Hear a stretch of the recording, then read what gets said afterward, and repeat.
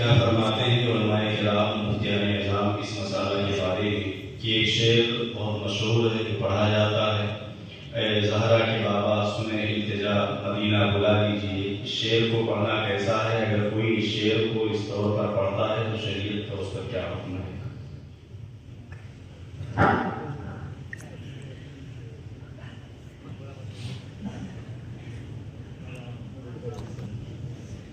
بسم اللہ الرحمن الرحیم.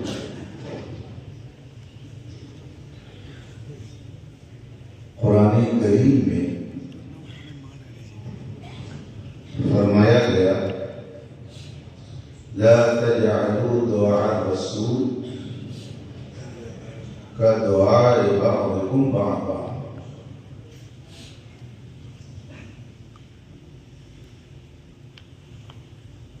رسول کریم صلی اللہ علیہ وسلم کو اس طرح نہ بلاؤ جس طرح کی آپس میں ایک دوسرے کو بلاتے ہو. مفسرین کرام اس آیت کریمہ کے تحت فرماتے ہیں کہ یا محمد کہہ کر کے مت بلاؤ، بلکہ یا رسول اللہ، یا حبیب اللہ، یا نبی اللہ، اس طرح کے ادب کے کلمات کہو.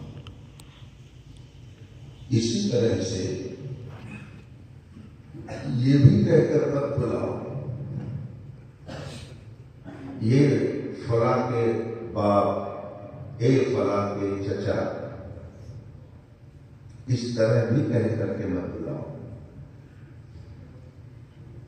ترجمہ قرآن کنز الایمان کا جو حاشیہ ہے صدر الابابل علامہ سید نعیم الدین مراد آبادی علیہ رحمت و رضوان نے اسے لکھا ہے.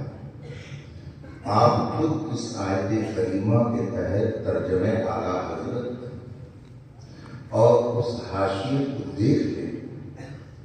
اس میں باقاعدہ یہ لکھا ہوا ہے کہ حضور کو اس طرح سے نہ پکارا جائے اے فلاں کے باپ، اے فلاں کے دادا. یہ ناجائز ہے،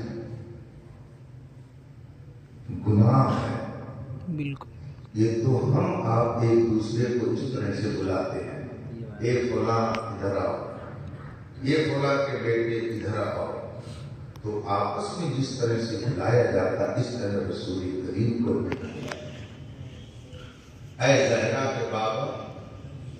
ظاہر سی بات ہے کہ یہ فاطمہ الزہرا رضی اللہ تعالی عنہا کی طرف نسبت کرتے ہوئے کہا جا رہا ہے یا ابا فاطمہ، اے فاطمہ کے باپ. تو قرآن کہتا ہے جیسے آپس میں ایک دوسرے کو پکارتے اس طرح نہ پکارو، یہ ناجائز ہے. اس لیے اس شعر کو اس طرح سے پڑھنا ناجائز ہے، اور جو پڑھے اس کے اوپر توبہ لازم ہے. اللہ واللہ تعالی